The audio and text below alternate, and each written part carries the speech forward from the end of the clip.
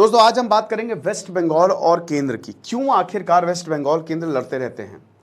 केंद्र कुछ भी बोलता है, ममता बनर्जी, नरेंद्र मोदी इधर बोलेंगे, ममता बनर्जी उधर बोलेंगी। स्कूल की जो स्कीम थी, मैं नाम भूल गया, वो नहीं लॉन्च होने दी। यहां पे सीधा सीधा बोल दिया कि हम बांग्लादेश के रेफ्यूजीज का स्वागत करेंगे अगर वो यहां पे आते हैं। तो ऐसा क्यों है, इतनी कड़वाहट क्यों है हर एक चीज में? मतलब लेफ्ट इधर और इधर राइट, कोई समझौता हमको दिख नहीं रहा है। ओके, तो ये आप देख सकते हैं लोकसभा इलेक्शंस हुए। लोकसभा इलेक्शन में अगेन बंगाल जीता, राइट। जो विधानसभा इलेक्शन हुए उसमें भी ममता बनर्जी ने जीत हासिल की पिछले के पिछले साल।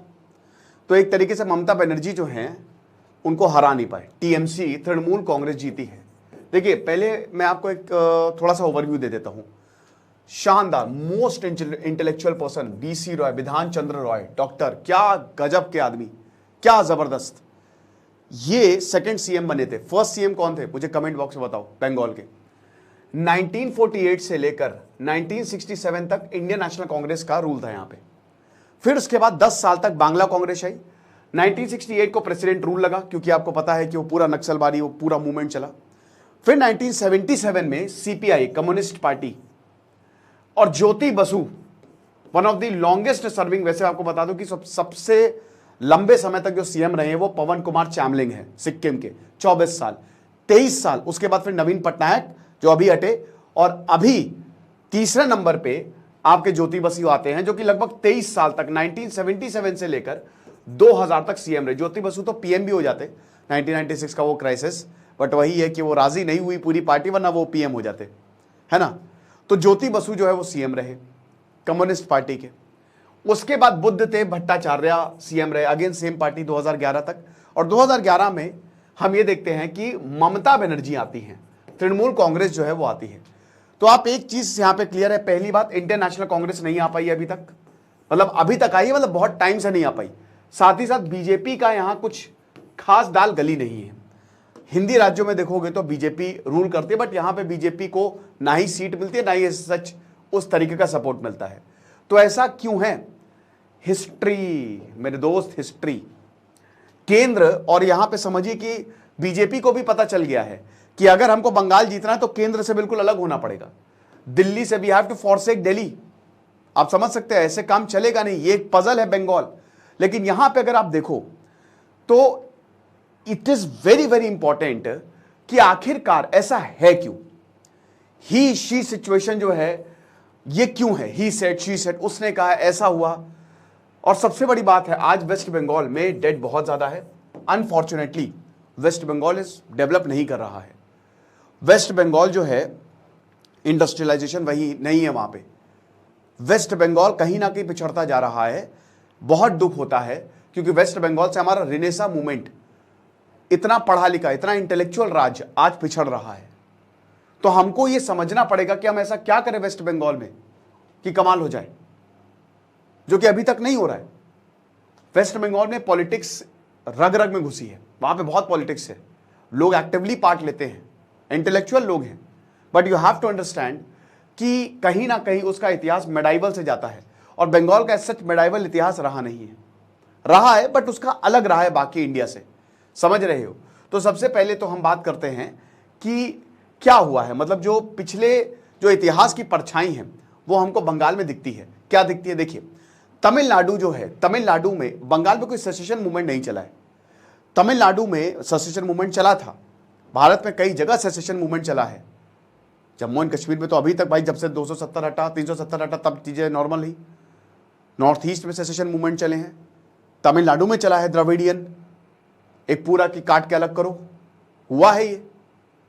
बंगाल में ऐसा कुछ नहीं हुआ। नक्सल प्रॉब्लम रही है, बट ऐसा सेसेशन मूवमेंट नहीं चला है, ठीक है ना।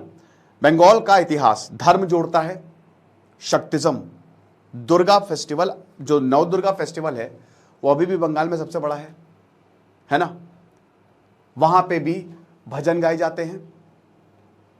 रामकृष्ण परमहंस दक्षिणेश्वर मंदिर, one of the most important शक्तिपीठ, कहां पे? मां काली की पूजा कहां पे? कलकत्ता में, है ना। शाक्त परंपरा है, वो बंगाल में बहुत ज़्यादा पूजा जाता है वहाँ पे, राइट। हिंदू प्रेयर्स जो है वहाँ पे की, तो एक तरीके से आप समझिए कि जैसे तमिलनाडु में कुछ जगह रावण की पूजा की जाती है, यस, वो रावण को विलन नहीं मानते हैं, बट बंगाल में ऐसा नहीं है। तो ऐसा क्यों है? क्योंकि मेडाइवल हीरोज हमको बंगाल में नहीं मिलते, हमको राजेंद्र चोला नहीं मिलते जो तमिल या पूरे साउथ इंडिया के हीरो रहे हैं, है ना, जिन्होंने इंडोनेशिया तक जीत लिया, सबको जीत लिया। हमको महाराणा प्रताप नहीं मिलते, है ना, जिन्होंने पूरे चित्तौड़ को एक कर दिया। हमको छत्रपति शिवाजी नहीं मिलते। महाराष्ट्र, ये जितने भी आप देख सकते हो यहां पे इतिहास गवर्न करता है, मेडाइवल हीरोज हैं ये सब। महाराजा रंजीत सिंह नहीं मिलते पंजाब, राइट। तो एक तरीके से हमको मेडाइवल वॉरियर किंग्स बंगाल में मिलते ही नहीं। और मैं जब इतिहास पढ़ाता हूं तो मैंने आपको एक चीज हमेशा बताई है कि बंगाल और बिहार को कॉन्कर करना बड़ी टेढ़ी खीर साबित हुई है। ये इतना आसान नहीं रहा है, स्पेशली बंगाल को। भाई 1342 में बंगाल सल्तनत दिल्ली से हट गया, उसने आजादी ले ली।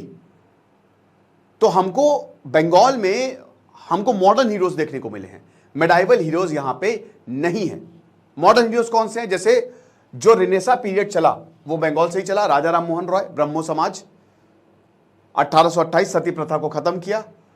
दी अनसंग हीरो ऑफ इंडिया, मतलब द अनसंग क्या, द सुपर हीरो, अनसंग क्यों बोल रहा हूं मैं, super hero of India, Dwarkanath Tagore. Bengal से जितने भी इंटेलेक्चुअल्स, रविन्द्रनाथ टैगोर, स्वामी विवेकानंद, रामकृष्ण परमहंस, औरबिंदो, श्री औरबिंदो की, अरे उनको पढ़िए, दिमाग। औरबिंदो, श्री औरबिंदो से ज्यादा कौन स्पिरिचुअल है?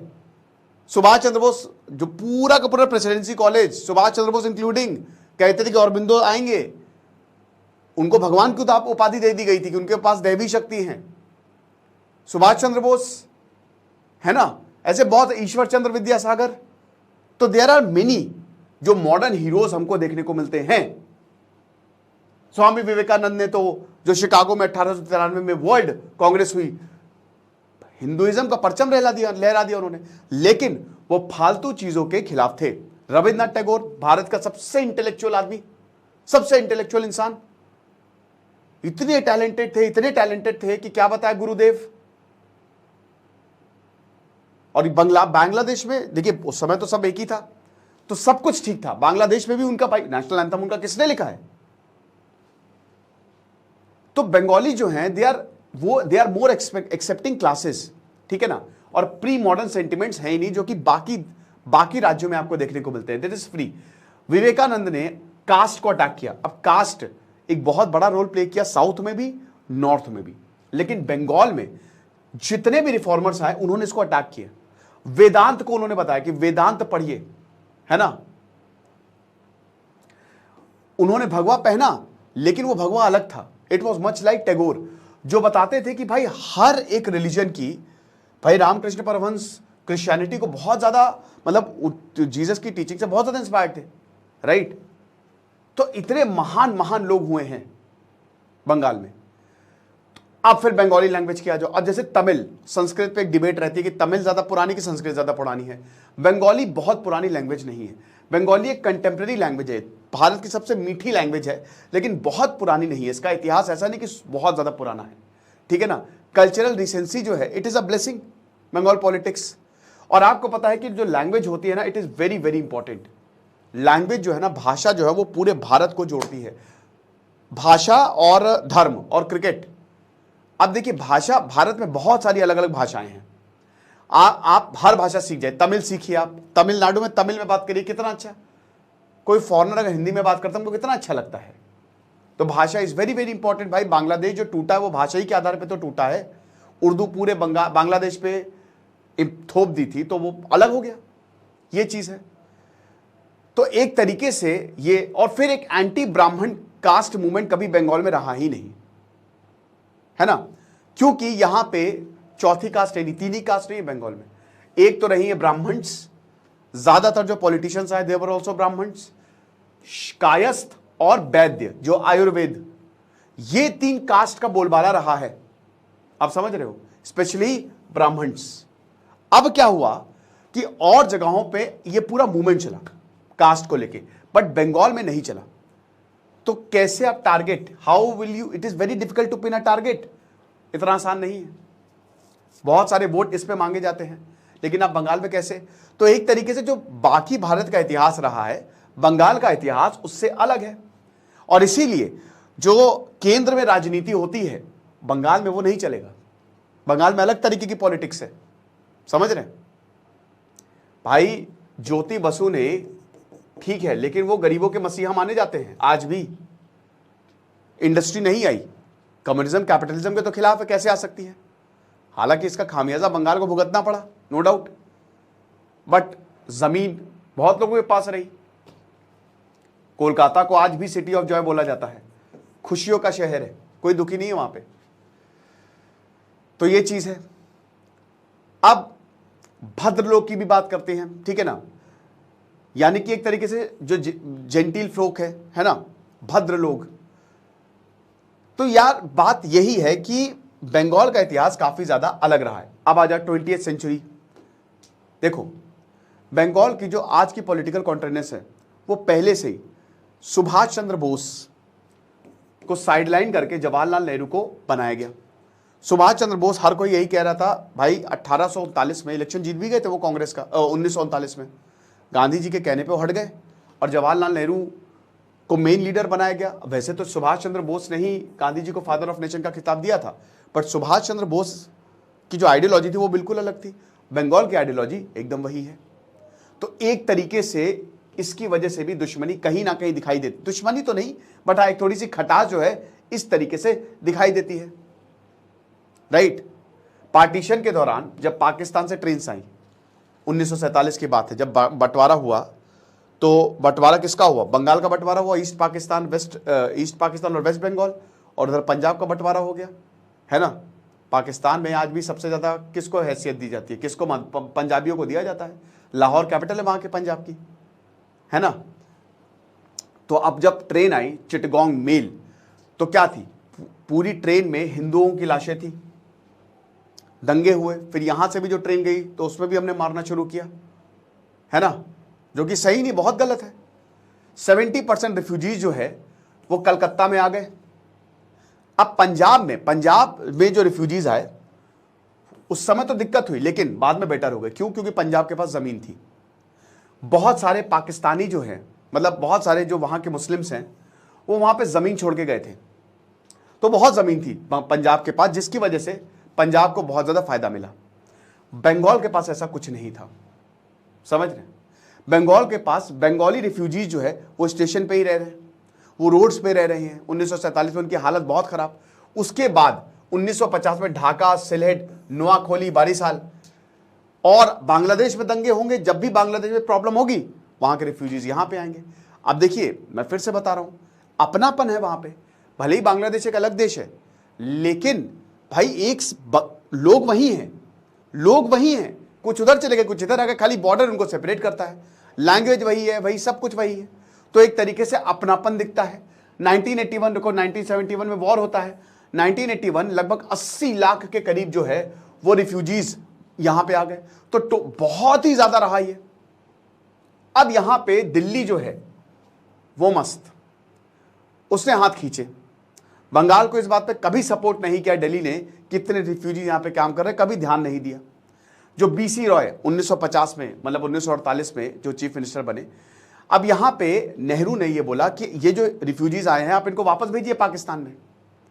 और ज्यादा यहां पे, मतलब एक तरीके से जो पार्टी, हर पार्टी में बंगाली हिंदू की बात होने लगी कि यहां पे जो बंगाली मुस्लिम्स हैं आप इनको बाहर भेजिए, आप ईस्ट पाकिस्तान में। बट बीसी रॉय ने मना कर दिया, बल्कि ऐसे ये तो गलत हो जाएगा। और ये जो स्टैंड है इसको मार्क्सिज्म से लेना ही नहीं था, क्योंकि भाई कम्युनिज्म मार्क्सिज्म बहुत ज्यादा चलता है बंगाल में, बट बेसिकली यहां तो ये लेफ्ट से ऊपर, ये लेफ्ट है ही नहीं, ये अलग चीज है। तो यहां पे आइडियोलॉजी की भी टसल नहीं है। अब फिर क्या हुआ? एंटी दिल्ली सेंटिमेंट्स और ज्यादा। तो मैंने क्या बताया कि जब भी रिफ्यूजीज आए हैं दिल्ली का स्टैंड रहा है कि इनको बाहर भेजो, ठीक है ना। तो इसीलिए एक थोड़ा सा एंटी दिल्ली सेंटिमेंट वहां पे डेवलप हुआ। सुभाष चंद्र बोस को वही साइडलाइन करना, इनसेंसिटिविटी जो ईस्ट पाकिस्तान से रिफ्यूजीज आए थे, एंटी दिल्ली सेंटिमेंट्स जो है वो बने। तो बहुत सारे जो बंगाली सावंत पोएट बहुत सारे थे, तो अब उनका ईस्ट पाकिस्तान में काफी डीप रूट था। मैंने वही बताया ना, बांग्लादेश खाली बॉर्डर से ही अलग हुआ है, कितने एक ही है वो, एक ही था वो, बट वही 1947 में वो अलग हो गया। तो जब ऐसी चीज होती है ना भाई, घर है, घर का बंटवारा हो गया, बट एक समय तो आप क्या पता उस साइड, घर के उस साइड पैदा हुए हो, है ना, घर के उस साइड पैदा हुए, खेले हो, बड़े हुए हो, दोस्त हैं आपके, तो ये रहता है। अब एकदम से घर वाले बोल दे नहीं उससे कोई मतलब नहीं है, तो दिमाग नहीं खराब होगा? यही हुआ भारत के साथ। दिल्ली बोल रहा है, दिल्ली वो मालिक है, बोला कि कोई मतलब नहीं है, तो यहाँ पे बंगाली सेंटिमेंट्स जो हैं वो दिल्ली के खिलाफ धीमे धीमे होने लगे। और इसीलिए जो केंद्र में सरकार रही है वो बंगाल में कभी आ ही नहीं पाई। कांग्रेस नहीं आ पाई 1967 के बाद, बीजेपी तो भूल ही जाइए, ये चीज है। तो अब यहां पे कोई भी नहीं चाहता कि मतलब हम इतने सारे लोगों को बाहर भेज दें। 1959 में बंगाल ने फूड शॉर्टेजेस जो है वो देखी। उस समय ज्योति बसु ने बहुत बड़ा मूवमेंट चलाया, तभी तो 1977 में ज्योति बसु 23 साल तक सरकार चला गए, क्योंकि हालात बहुत खराब हो गई थी भाई। बीसी रॉय के जाने के बाद हालात बहुत खराब हो गई। फेमाइन रेसिस्टेंस कमेटी बनाई यहाँ पे, ठीक है ना, कि भैया ये तो बड़ी दिक्कत हो जाएगी। अब अगेन जो बंगाल का इतना बड़ा क्राइसिस था, it was abandoned by Delhi. एक ऐसे ही और बड़ा फेमाइन आया था 1943 से लेकर 46 तक, 3 साल, जिसमें लाखों बंगाली जो हैं वो मर गए थे, करोड़ों बंगाली। वो विंस्टन चर्चिल ने क्रिएट किया था। अगेन उस समय भी केंद्र ने कोई, विंस्टन चर्चिल ने बोला भाड़ में जाओ। विंस्टन चर्चिल का फेमस बयान कि जब सुअर की तरह बच्चे पैदा करोगे तो यही होगा, है ना। और 1959 में जब यहां पे इतना बड़ा नहीं बोला कि हमको कोई लेना देना नहीं, तो जितने कम्युनिस्ट थे अब उन्होंने क्या किया, बहुत रिलीफ वर्क का काम किया। जो दो कम्युनिस्टों ने काम, कमिटीज बनाई, काम किया, उसका इनको फायदा मिला 1977 में। लोगों ने भर भर के वोट दिया। लोगों ने बोला कि हमारे ऊपर दिल्ली ध्यान ही नहीं दे रहा है। और यहां से मतलब आजादी के बाद से रिफ्ट जो है एक तरीके से शुरू हो गई, समझ रहे हो। तो ये चीज है और वो अभी तक चल रहा है। आगे देखते हैं। अब इस समय टीएमसी है, तृणमूल कांग्रेस है। अगेन सेम चीज, ममता बनर्जी को भी पता है कि अगर हमने नरेंद्र मोदी का साथ दिया या दिल्ली का साथ दिया टू बी प्रिसाइज, तो हमको वोट नहीं मिलने वाले हैं, तो हमको इनके खिलाफ जाना ही पड़ेगा। बट यहां पे हमको समझना है, इट्स नॉट अबाउट वोट या इट्स नॉट अबाउट कि किसको क्या है, इट्स अबाउट लोग, पब्लिक, इट्स अबाउट पब्लिक। आज बंगाल में रिफॉर्मेशन की दोबारा से जरूरत है ना। शाहजहां शेख जैसे लोग बच जाते हैं, तो आज बंगाल में लिटरली एक रिफॉर्म की जरूरत है और उसमें लोगों को समझना चाहिए। बंगाल में बहुत पॉलिटिकल हिंसा है, बहुत दिक्कतें हैं। बंगाल इतना डेवलप्ड नहीं है, वहां पे इंडस्ट्रीज नहीं है, कॉलेजेस हैं बहुत अच्छे कॉलेजेस नहीं है बंगाल में। 4-5 कॉलेजेस को छोड़ दे तो वर्ल्ड क्लास कॉलेजेस, बहुत पढ़े लिखे हैं बंगाली। बट आज वहां पे हमको एक डेवलपमेंट करने की जरूरत है। लोगों को सोचना पड़ेगा कि कौन सा आदमी, अब कोई भी हो, कम्युनिस्ट हो, चाहे बीजेपी हो, चाहे तृणमूल कांग्रेस हो, चाहे कांग्रेस हो, नो कोई भी हो, बट एक विजनरी सोच के साथ किसी को आना पड़ेगा ताकि हम बंगाल को सबसे ऊपर पहुंचा पाए। तो ये लेक्चर था, आई होप आपको समझ में आया होगा।